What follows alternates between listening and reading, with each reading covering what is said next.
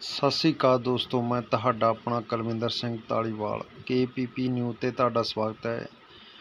ਦੋਸਤੋ, ਇਹ ਵੀਡੀਓ ਪਸ਼ੂ ਪਾਲਕ ਵੀਰਾਂ ਲਈ ਆ, ਕਿਉਂਕਿ ਕਾਫੀ ਬਿਮਾਰੀਆਂ ਦਾ ਪਸ਼ੂ ਪਾਲਕ ਵੀਰਾਂ ਨੂੰ ਸਾਹਮਣਾ ਕਰਨਾ ਪੈਂਦਾ।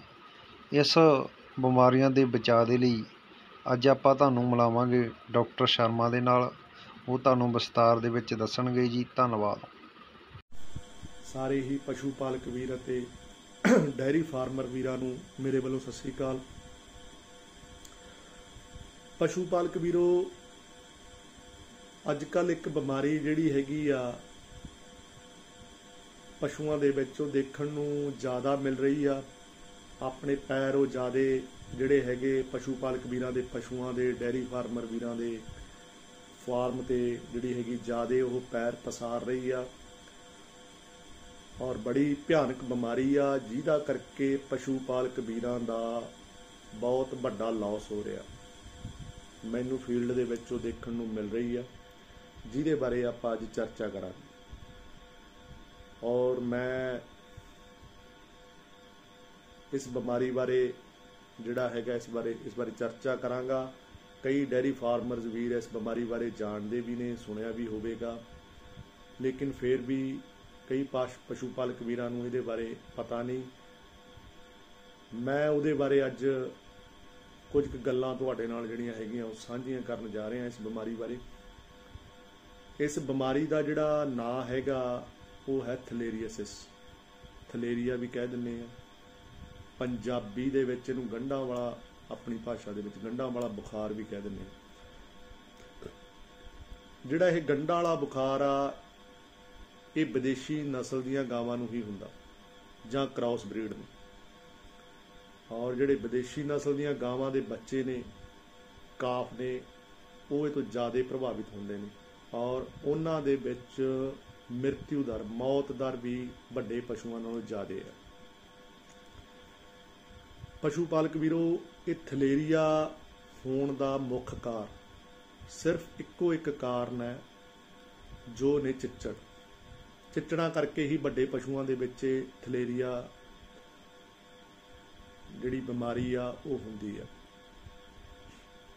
ਜਦੋਂ ਚਿੱਚੜ ਕਿਸੇ ਪਸ਼ੂ ਦੇ ਲੱਗਦਾ ਤਾਂ ਉਦੋਂ ਜਿਹੜੇ ਆਪਣੇ ਚਿੱਚੜ ਦੇ ਵਿੱਚ ਇਸ ਬਿਮਾਰੀ ਦਾ ਜਿਹੜਾ ਪੈਰਾਸਾਈਟ ਆ, ਇਹ ਇੱਕ ਪ੍ਰੋਟੋਜ਼ੋਲ ਡਿਜ਼ੀਜ਼ ਆ। ਪ੍ਰੋਟੋਜ਼ੋਨ ਪੈਰਾਸਾਈਟ ਜਿਹੜਾ ਸਰਵਾਈਵ ਕਰਦਾ ਚਿੱਚੜ ਦੇ ਵਿੱਚ। ਜਦੋਂ ਚਿੱਚੜ ਕਿਸੇ ਗਾਂ ਦੇ ਲੱਗਦਾ ਗਾ ਤਾਂ ਚਿੱਚੜ ਦੇ ਸਰੀਰ ਚੋਂ ਗਾਂ ਦੇ ਬਲੱਡ ਵਿੱਚ ਚਲਾ ਜਾਂਦਾ, ਔਰ ਉਹ ਬਲੱਡ ਦੇ ਵਿੱਚ, ਮੈਂ ਜ਼ਿਆਦਾ ਡੀਪਲੀ ਤਾਂ ਨਹੀਂ ਜਾਊਂਗਾ, ਬਲੱਡ ਦੇ ਵਿੱਚ WBC ਤੇ RBC ਤੇ ਅਟੈਕ ਕਰਦਾ, ਉਹਨੂੰ ਖਤਮ ਕਰਨਾ ਸ਼ੁਰੂ ਕਰ ਦਿੰਦਾ। ਉਦੋਂ ਬਾਅਦ ਉਹ ਲਿੰਫ ਨੋਡਸ ਦੇ ਵਿੱਚ ਚਲਾ ਜਾਂਦਾ ਗਾਂ ਦੇ, ਜਿੱਥੇ ਕਿ ਇਮਿਊਨਿਟੀ ਹੁੰਦੀ ਆ। ਉੱਥੋਂ ਬਾਅਦ ਜਿੱਥੋਂ ਲਿੰਫ ਨੋਡਸ ਦੇ ਵਿੱਚ ਸੋਜ ਆ ਜਾਂਦੀ ਹੈ, ਜਿਸ ਕਰਕੇ ਪਸ਼ੂ ਦੀ ਜਿਹੜੀ ਇਮਿਊਨਿਟੀ ਵੀਕ ਹੋ ਜਾਂਦੀ ਆ, ਔਰ ਇਹ RBC ਨੂੰ ਖਤਮ ਕਰਦਾ, ਉਹਦੀ RBC ਡਾਊਨ ਜਾਣ ਲੱਗ ਜਾਂਦੀ ਆ, ਜਿਸ ਕਰਕੇ ਪਸ਼ੂ ਜਿਹੜਾ ਹੈਗਾ ਦਿਨੋਂ ਦਿਨ ਵੀਕ ਹੁੰਦਾ ਜਾਂਦਾ। ਔਰ ਜਿਹੜਾ ਇਸ ਰੋਗ ਦਾ ਪੈਰਾਸਾਈਟ ਆ, ਉਹਦਾ ਨਾਂ ਥਲੇਰੀਆ ਪਾਰਵਾ, ਥਲੇਰੀਆ ਬੋਵਿਸਿਸ ਜਾਂ ਥਲੇਰੀਆ ਆਫ ਗਰੁੱਪ, ਕਈ ਪੈਰਾਸਾਈਟ ਨੇ ਅੱਡ ਅੱਡ ਨਾਂ ਦੇ। ਉਹਦਾ ਮੇਨ ਕਾਰਨ ਇਹ ਪੈਰਾਸਾਈਟ ਨੇ। ਇਹ ਇੱਕ ਪ੍ਰੋਟੋਜ਼ੋਲ ਡਿਜ਼ੀਜ਼ ਆ। ਔਰ ਹੁਣ ਆਪਾਂ ਗੱਲ ਕਰਦੇ ਹਾਂ ਵੀ ਇਹ ਬਿਮਾਰੀ ਇੱਕ ਪਸ਼ੂ ਤੋਂ ਦੂਜੇ ਪਸ਼ੂ ਨੂੰ ਸਿਰਫ ਚਿੱਚੜਾਂ ਨਾਲ ਹੀ ਹੁੰਦੀ ਆ। ਇੱਕ ਪਸ਼ੂ ਤੋਂ ਦੂਜੇ ਪਸ਼ੂ ਨੂੰ ਇਹ ਨਹੀਂ ਲੱਗਦੀ, ਸਿਰਫ ਚਿੱਚੜ ਹੀ ਇੱਕ ਪਸ਼ੂ ਤੋਂ ਇਹ ਦੂਜੇ ਪਸ਼ੂ ਤੱਕ ਲੈ ਕੇ ਜਾਂਦੇ ਨੇ। ਜਿਵੇਂ ਕਿ ਕਿਸੇ ਥਲੇਰੀਏ ਵਾਲੇ ਪਸ਼ੂ ਤੋਂ ਚਿੱਚੜ ਟੁੱਟ ਕੇ ਨਾਰਮਲ ਪਸ਼ੂ ਦੇ ਲੱਗ ਜਾਂਦਾ, ਗਾਂ ਦੇ ਲੱਗ ਜਾਂਦਾ, ਤਾਂ 2 ਜਾਂ 3 ਹਫ਼ਤਿਆਂ ਬਾਅਦ ਉਹਨੂੰ ਜਿਹੜੀ ਹੈਗੀ ਇਹ ਬਿਮਾਰੀ ਦੇ ਲੱਛਣ ਆਉਣੇ ਸ਼ੁਰੂ ਹੋ ਜਾਂਦੇ ਨੇ ਨਾਰਮਲ ਪਸ਼ੂ ਨੂੰ। ਇਸ ਕਰਕੇ ਪਸ਼ੂ ਪਾਲਕ ਵੀਰਾਂ ਨੂੰ ਬੇਨਤੀ ਆ ਕਿ ਉਹ ਆਪਣੇ ਜਿਹੜੇ ਪਸ਼ੂਆਂ ਦੇ ਚਿੱਚੜ ਨਾ ਲੱਗਣ ਦੇਣ। ਚਿੱਚੜਾਂ ਵਾਲੀ ਗੱਲ ਨੂੰ ਪਸ਼ੂ ਪਾਲਕ ਵੀਰ ਜਿਹੜੇ ਹਲਕਾ ਲੈ ਲੈਂਦੇ ਨੇ, ਇੰਨੀ ਉਹ ਗੌਰ ਨਹੀਂ ਕਰਦੇ। ਜੇ ਮੈਂ ਕਈ ਵਾਰੀ ਪਸ਼ੂ ਦੇਖਦੇ ਥਲੇਰੀਆ ਵਾਲਾ, ਜੇ ਕਹਿੰਦੇ ਨੇ ਜੀ ਦੇਖੋ ਜੀ ਇਹਦੇ ਚਿੱਚੜ ਲੱਗੇ ਹੋਏ ਨੇ, ਥਲੇਰੀਆ ਹੋ ਗਿਆ, ਕਹਿੰਦੇ ਨੇ ਚਿੱਚੜ ਤਾਂ ਥੋੜੇ ਜਿਹੇ ਨੇ ਜੀ, ਜਾਂ ਚੱਡੇ ਦੇ ਨੇ ਜਾਂ ਪੂਛ ਦੇ ਨੇ, ਇੰਨੇ ਕੁ ਨਾਲ ਹੀ ਥਲੇਰੀਆ ਹੋ ਗਿਆ। ਇੱਕ ਚਿੱਚੜ ਨਾਲ ਵੀ ਥਲੇਰੀਆ ਹੋ ਸਕਦਾ। ਔਰ ਪਸ਼ੂ ਪਾਲਕ ਵੀਰਾਂ ਨੂੰ ਬੇਨਤੀ ਆ ਕਿ ਆਪਣੇ ਪਸ਼ੂਆਂ ਦੇ ਚਿੱਚੜ ਬਿਲਕੁਲ ਵੀ ਨਾ ਲੱਗਣ ਦੇਣ। ਆਪਣਾ ਜਿਹੜਾ ਸ਼ੈੱਡ ਆ ਜਾਂ ਆਪਣਾ ਫਾਰਮ ਆ ਉੱਥੇ ਚਿੱਚੜਾਂ ਦੀ ਰੋਕਥਾਮ ਕਰਨ, ਉਹਦੇ ਲਈ ਦਵਾਈ ਵਰਤਣ ਜਾਂ ਇੰਜੈਕਸ਼ਨ ਵਰਤਣ। ਪਸ਼ੂਆਂ ਦੇ ਚਿੱਚੜ ਬਿਲਕੁਲ ਵੀ ਨਾ ਲੱਗਣ ਦੇਣ, ਕਿਉਂਕਿ ਜਿਹੜੀਆਂ ਪਸ਼ੂ ਦੀਆਂ ਘਾਤਕ 4 ਬਿਮਾਰੀਆਂ ਨੇ ਉਹ ਸਿਰਫ ਚਿੱਚੜਾਂ ਕਰਕੇ ਹੀ ਹੁੰਦੀਆਂ ਨੇ, ਜਿਨ੍ਹਾਂ ਕਰਕੇ ਪਸ਼ੂ ਪਾਲਕ ਨੂੰ ਬਹੁਤ ਜ਼ਿਆਦਾ ਲਾਸ ਜਿਹੜਾ ਹੈਗਾ ਝੱਲਣਾ ਪੈਂਦਾ। ਜਿਨ੍ਹਾਂ ਦੇ ਵਿੱਚੋਂ ਪਹਿਲੀ ਬਿਮਾਰੀ ਜਿਹੜੀ ਹੈਗੀ ਆ ਸਭ ਤੋਂ ਜ਼ਿਆਦਾ ਖਤਰਨਾਕ ਉਹ ਥਲੇਰੀਆ ਹੈਗੀ। ਇਸ ਕਰਕੇ ਪਸ਼ੂ ਪਾਲਕ ਵੀਰਾਂ ਨੂੰ ਬੇਨਤੀ ਹੈ ਕਿ ਉਹ ਚਿੱਚੜਾਂ ਵੱਲ ਜ਼ਿਆਦਾ ਧਿਆਨ ਦੇਣ ਔਰ ਆਪਣੇ ਜਿਹੜੇ ਸ਼ੈੱਡ 'ਚੋਂ ਜਾਂ ਫਾਰਮ 'ਚੋਂ ਆਪਣੇ 'ਚੋਂ ਚਿੱਚੜਾਂ ਨੂੰ ਖਤਮ ਕਰਨ, ਬਿਲਕੁਲ ਖਤਮ ਕਰਨ। ਔਰ ਦੂਜੀ ਗੱਲ ਇਹ ਹੈ ਕਿ ਜਦੋਂ ਵੀ ਪਸ਼ੂ ਪਾਲਕ ਵੀਰ ਨਵਾਂ ਪਸ਼ੂ ਲੈ ਕੇ ਆਉਂਦੇ ਆ, ਉਹ ਨਵਾਂ ਪਸ਼ੂ ਲਿਆ ਕੇ ਪਹਿਲਾਂ ਇੱਕਦਮ ਆਪਣੇ ਪਸ਼ੂਆਂ 'ਚ ਨਾ ਲੈ ਕੇ ਆਉਣ, ਉਹਨੂੰ ਦੂਜੀ ਜਗ੍ਹਾ ਤੇ ਜਾਂ ਪਾਸੇ ਬੰਨ੍ਹ ਕੇ ਉਹਦਾ ਨਿਰੀਖਣ ਕੀਤਾ ਜਾਵੇ। ਉਹ ਪਸ਼ੂ ਦੇ ਚਿੱਚੜ ਲੱਗੇ ਹੋਏ ਨੇ ਤਾਂ ਉਹਨੂੰ ਚਿੱਚੜਾਂ ਤੋਂ ਰਹਿਤ ਕੀਤਾ ਜਾਵੇ। ਜਦੋਂ ਚਿੱਚੜਾਂ ਤੋਂ ਰਹਿਤ ਹੋ ਜਾਵੇ ਉਦੋਂ ਹੀ ਉਹਨੂੰ ਨਵੇਂ ਪਸ਼ੂਆਂ ਦੇ ਵਿੱਚ ਲੈ ਕੇ ਆਉਣ। ਫਿਰ ਦੂਜੀ ਗੱਲ ਇਹ ਹੈ ਕਿ ਇਹ ਦੇਸੀ ਗਾਵਾਂ ਤੇ ਮੱਝਾਂ ਨੂੰ ਨਹੀਂ ਹੁੰਦਾ, ਪਰ ਜੇ ਦੇਸੀ ਗਾਈ ਅਤੇ ਮੱਝ ਅਸੀਂ ਆਪਣੀਆਂ ਵਿਦੇਸ਼ੀ ਨਸਲ ਦੀਆਂ ਗਾਵਾਂ ਜਾਂ ਕ੍ਰਾਸ ਬਰੀਡ ਦੇ ਵਿੱਚ ਰੱਖਦੇ ਹਾਂ ਤਾਂ ਦੇਸੀ ਗਾਂ ਅਤੇ ਮੱਝ ਨੂੰ ਇਸ ਬਿਮਾਰੀ ਹੋਣ ਦੇ ਚਾਂਸ ਵੱਧ ਜਾਂਦੇ ਨੇ। ਇਸ ਕਰਕੇ ਪਸ਼ੂ ਪਾਲਕ ਵੀਰਾਂ ਨੂੰ ਮੇਰੀ ਇੱਕ ਅਪੀਲ ਆ, ਬੇਨਤੀ ਆ ਕਿ ਉਹ ਚਿੱਚੜਾਂ ਵੱਲ ਜ਼ਿਆਦਾ ਧਿਆਨ ਦੇਣ, ਆਪਣੇ ਸ਼ੈੱਡ ਨੂੰ ਜਾਂ ਫਾਰਮ ਨੂੰ ਚਿੱਚੜ ਰਹਿਤ ਕਰਨ, ਕਿਉਂਕਿ ਚਿੱਚੜਾਂ ਕਰਕੇ ਹੀ ਜਿਹੜਾ ਫਾਰਮਰ ਦਾ ਇੰਨਾ ਜ਼ਿਆਦਾ ਲਾਸ ਹੁੰਦਾ। ਪਸ਼ੂ ਪਾਲਕ ਵੀਰਾਂ ਨੂੰ ਇੱਕ ਹੋਰ ਬੇਨਤੀ ਆ ਕਿ ਜਿਹੜੇ ਛੋਟੇ ਉਹਨਾਂ ਦੇ ਕਾਫ ਨੇ, ਕਾਫ ਦੇ ਵਿੱਚ ਵੀ ਇਹ ਜਿਹੜੀ ਹੈਗੀ ਆ ਬੜੀ ਤੇਜ਼ੀ ਨਾਲ ਫੈਲਦੀ ਆ ਔਰ ਕਾਫ ਦੇ ਵਿੱਚ ਮ੍ਰਿਤੂ ਦਰ ਆ, ਜਿਹੜੀ ਮੌਤ ਦਰ ਆ, ਉਹ ਸਭ ਤੋਂ ਜ਼ਿਆਦਾ ਆ। ਇਸ ਕਰਕੇ ਪਸ਼ੂ ਪਾਲਕ ਵੀਰਾਂ ਨੂੰ ਬੇਨਤੀ ਆ ਕਿ ਉਹ ਆਪਣੇ ਪਸ਼ੂਆਂ ਨੂੰ, ਆਪਣੇ ਕਾਫ ਨੂੰ, ਜਿਹੜੇ ਛੋਟੇ ਬੱਚੀਆਂ ਨੇ, ਉਹਨਾਂ ਨੂੰ ਵੈਕਸੀਨੇਸ਼ਨ ਕਰਵਾਉਣ।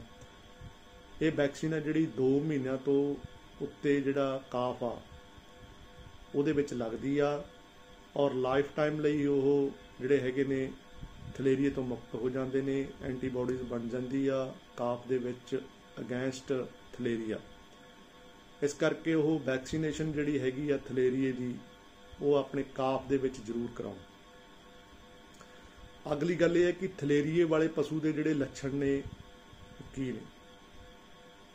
ਥਲੇਰੀਏ ਵਾਲਾ ਜਿਹੜਾ ਪਸ਼ੂ ਆ ਉਹਨੂੰ 105 ਤੋਂ 107 ਬੁਖਾਰ ਹੋ ਜਾਂਦਾ, ਉਹਦਾ ਜਿਹੜੀਆਂ ਨਾਸਾਂ ਦੇ ਵਿੱਚੋਂ ਪਾਣੀ ਵਗਣਾ ਸ਼ੁਰੂ ਹੋ ਜਾਂਦਾ, ਹਾਰਟ ਬੀਟ ਵੱਧ ਜਾਂਦੀ ਆ, ਰਿਸਪਾਇਰੇਸ਼ਨ ਰੇਟ ਵੱਧ ਜਾਂਦੀ ਆ, ਲਿੰਫ ਨੋਡ ਗਲੈਂਡਸ ਦੇ ਵਿੱਚ ਸੋਜ ਆ ਜਾਂਦੀ ਆ, ਜਿਹੜੀ ਆਪਾਂ ਮਹਿਸੂਸ ਕਰ ਸਕਦੇ ਹਾਂ ਕੰਨ ਦੇ ਥੱਲੇ, ਦੋਨੇ ਬਾਹੂ ਜਿਹੜੇ ਲੱਤਾਂ ਹੁੰਦੇ ਨੇ ਉਹਨਾਂ ਦੇ ਉੱਪਰ ਔਰ ਪਟੇਲਾ ਬੋਨ ਦੇ ਕੋਲੇ ਜਿਹੜੇ ਗਲੈਂਡਸ ਨੇ ਉਹ ਆਪਾਂ ਮਹਿਸੂਸ ਕਰ ਸਕਦੇ ਹਾਂ, ਜਿਸ ਕਰਕੇ ਆਪਾਂ ਨੂੰ ਪਤਾ ਲੱਗ ਜਾਂਦਾ ਕਿ ਪਸ਼ੂ ਥਲੇਰੀਏ ਨਾਲ ਗ੍ਰਸਤ ਹੋ ਗਿਆ। ਔਰ ਪਸ਼ੂ ਪਾਲਕ ਵੀਰਾਂ ਨੂੰ ਬੇਨਤੀ ਹੈ ਕਿ ਜਿਹੜਾ ਥਲੇਰੀਏ ਵਾਲਾ ਪਸ਼ੂ ਆ ਜਾਂ ਉਹਨਾਂ ਨੂੰ ਲੱਗਦਾ ਵੀ 105 ਤੋਂ 107 ਬੁਖਾਰ ਆ, ਤਾਂ ਉਹ ਸਿਰਫ ਆਪਣੇ ਮਾਹਰ ਵੈਟਨੇਰੀਅਨ ਤੋਂ ਹੀ ਇਸ ਦਾ ਟ੍ਰੀਟਮੈਂਟ ਕਰਾਉਣ ਜਾਂ ਆਪਣੇ ਨੇੜੇ ਦੇ ਜਿਹੜੇ ਪਸ਼ੂ ਹਸਪਤਾਲ ਆ ਉਹਦੇ ਵਿੱਚ ਜਾ ਕੇ ਸੰਪਰਕ ਕਰਨ, ਕਿਉਂਕਿ ਜੇ ਇਲਾਜ ਦੇ ਵਿੱਚ ਦੇਰੀ ਹੋ ਗਈ ਤਾਂ ਪਸ਼ੂ ਦੀ ਜਿਹੜੀ ਮੌਤ ਆ ਉਹ 90 ਤੋਂ 95% ਹੋ ਜਾਂਦੀ ਆ। ਇਸ ਕਰਕੇ ਪਸ਼ੂ ਪਾਲਕ ਵੀਰਾਂ ਨੂੰ ਬੇਨਤੀ ਹੈ ਕਿ ਸਮਾਂ ਰਹਿੰਦੇ ਆਪਣੇ ਪਸ਼ੂ ਦਾ ਇਲਾਜ ਕਰਵਾਓ। ਔਰ ਕਈ ਪਸ਼ੂ ਪਾਲਕ ਵੀਰ ਇਹਦੇ ਵਿੱਚ ਆਪ ਹੀ ਐਂਟੀਬਾਇਓਟਿਕ ਲਗਾ ਦਿੰਦੇ ਨੇ, ਕੋਈ ਕਹਿੰਦਾ 4 ਗ੍ਰਾਮ ਲਾਇਆ ਜੀ, ਕੋਈ ਕਹਿੰਦਾ 4.5 ਗ੍ਰਾਮ ਲਾਇਆ ਤਾਂ ਵੀ ਨਹੀਂ ਬੁਖਾਰ ਟੁੱਟਿਆ। ਇਹਦੇ ਵਿੱਚ ਐਂਟੀਬਾਇਓਟਿਕ ਦਾ ਕੋਈ ਰੋਲ ਨਹੀਂ ਆ। ਇਹ ਇੱਕ ਪ੍ਰੋਟੋਜ਼ੋਲ ਡਿਜ਼ੀਜ਼ ਆ ਜਿਹਦੇ ਵਿੱਚ ਮੈਡੀਸਨ ਲੱਗਦੀ ਆ ਇੱਕ 72 ਘੰਟੇ ਬਾਅਦ, ਔਰ ਪਸ਼ੂ ਜਿਹੜਾ ਹੈਗਾ ਕਵਰ ਹੋ ਜਾਂਦਾ ਇਸ ਬਿਮਾਰੀ ਤੋਂ ਸਮਾਂ ਰਹਿੰਦੇ ਜੇ ਲੱਗ ਜਾਵੇ, ਡਾਇਗਨੋਜ਼ ਹੋ ਜਾਵੇ। ਇਸ ਕਰਕੇ ਪਸ਼ੂ ਪਾਲਕ ਵੀਰਾਂ ਨੂੰ ਬੇਨਤੀ ਆ ਕਿ ਇੱਕ ਤਾਂ ਉਹ ਆਪਣੇ ਜਿਹੜੇ ਕਾਫ ਨੇ 2 ਮਹੀਨਿਆਂ ਤੋਂ ਉੱਤੇ ਉਹਨਾਂ ਨੂੰ ਵੈਕਸੀਨੇਸ਼ਨ ਕਰਵਾਉਣ।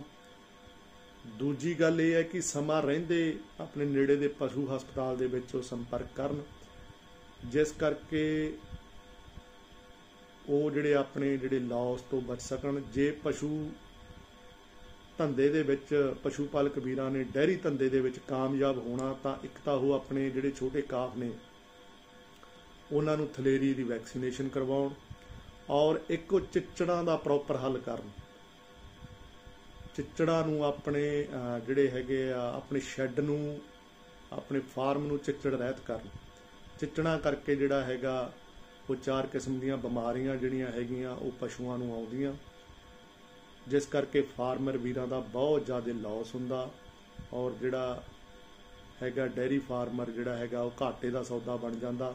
ਇਸ ਕਰਕੇ ਇੱਕ ਨਿੱਕੀਆਂ ਨਿੱਕੀਆਂ ਗੱਲਾਂ ਨੇ, ਔਰ ਇਹਦੇ ਵਿੱਚ ਸਿਰਫ ਇੱਕੋ ਹੀ ਜਿਹੜੀ ਹੈਗੀ ਆ ਉਹ ਗੱਲ ਨਿਕਲ ਕੇ ਸਾਹਮਣੇ ਆਉਂਦੀ ਹੈ ਕਿ ਪਸ਼ੂਆਂ ਨੂੰ ਇੱਕ ਤਾਂ ਵੈਕਸੀਨੇਸ਼ਨ ਕਰਵਾਓ, ਇੱਕ ਚਿੱਚੜ ਜਿਹੜਾ ਹੈਗਾ ਚਿੱਚੜ ਰਹਿਤ ਆਪਣਾ ਜਿਹੜਾ ਫਾਰਮ ਜਾਂ ਸ਼ੈੱਡ ਜਿਹੜਾ ਚਿੱਚੜ ਰਹਿਤ ਕਰੋ। ਧੰਨਵਾਦ।